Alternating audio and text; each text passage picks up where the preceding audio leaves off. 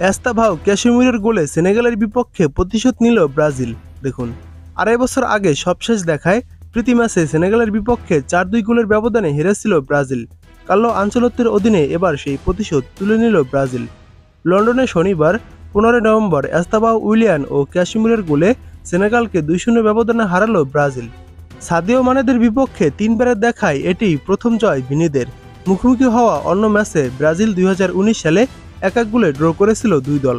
সবশেষ ম্যাচে জাপানের বিপক্ষে 2-0 গোলে এগিয়ে থেকেও 3-2 গোলের ব্যবধানে হেরেছিল ব্রাজিল।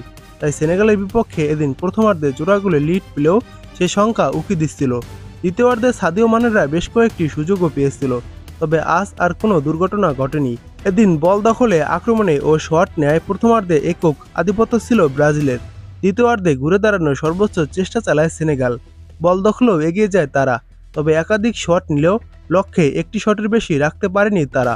প্রথমার্ধে দ্বিতীয় মিনিট থেকে আক্রমণ চালিয়েছিল ব্রাজিল, তবে ভিনিসিয়াস জুনিয়র, রদ্রিগো ও ম্যাথিউস কুনিহারা একাধিক শট নিলেও বল জালে জড়াতে ব্যর্থ হচ্ছিলেন। এর মধ্যে 6 গজ দূরত্ব থেকে নেওয়া কুনিহার একটি হেড তো বারের উপরের অংশে লেগে ফিরে আসে। অনেক চেষ্টার পর শেষমেশ এস্তাভাওর কলানে 28তম মিনিটে সাফল্যের দেখা পায় সেলেসাওরা। বক্সের ডান প্রান্ত থেকে নেওয়া তরুণ উইঙ্গারের জোরালো শট আর ঠেকানোর কোনো সুযোগই পাননি সেনেগালিস গোলরক্ষক এদুয়ার্দো মেন্ডি। ক্যাসিমিরোর পাস বক্সে সেনেগালের এক ডিফেন্ডারের পায়ে লাগার পরও নাগালে পেয়ে কাজে লাগান এস্তাভাও উইলিয়ান। এর 7 মিনিট পরে ব্যবধান দ্বিগুণ করেন ক্যাসিমিরো। বক্সের খানিকটা বাইরে থেকে রদ্রিগোর নেয়া ফ্রি কিক ক্রস বক্সের 6 গজ দূরত্বে অকৃত পেয়ে দেখে শুনে কোনাকুনি শটে বল জালে জড়ান এই মিডফিল্ডার। 45তম মিনিটে গোল শোধের সুযোগ এসেছিল সেনেগালের সামনে, তবে ব্রাজিলের রক্ষণে নৈপুণ্যে একাধিকবার শট নিয়েও ব্যর্থ হয় সেনেগাল। যোগ করা সময়ের প্রথম মিনিটে দারুণ একটি সেভ দিয়ে ব্রাজিলের জাল অক্ষত রাখেন গোলরক্ষক এদেরসন মোরায়েস। দ্বিতীয়ার্ধে লড়াই জমিয়ে তোলে সেনেগাল। এর মধ্যে 50তম মিনিটে গোলরক্ষক এদেরসনের ভুলে প্রায় গোল হজম করতে বসেছিল ব্রাজিল। সতীর্থের ব্যাক পাস ক্লিয়ার করতে দেরি করেন এদেরসন। এগিয়ে গিয়ে চাপ প্রয়োগ করেন নিকোলাস জ্যাকসন। তাতে বল সতীর্থকে পাস দিতে গেলেও পেয়ে যান ইলিমিয়ান এদানদিয়ানে, তবে তার আলতো ছোঁয়ার শট বারে লেগে বাইরে চলে যায়। 5 মিনিট পর একই ভুল করে বসেছিলেন সেনেগালিস গোলরক্ষক মেন্ডি, তবে এবার সুযোগ কাজে লাগাতে পারেনি রদ্রিগো।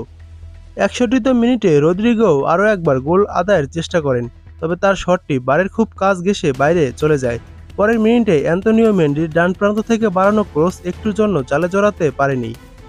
70তম মিনিটে গোল পেতেও পাওয়া হয়নি ব্রাজিলের। গোলমুখে ভিনি পাস দিয়েছিলেন এস্তাভাওকে, তবে তার কাছে বল পৌঁছানোর আগে কর্নারের বিনিময়ে ক্লিয়ার করে নেন জ্যাকবস।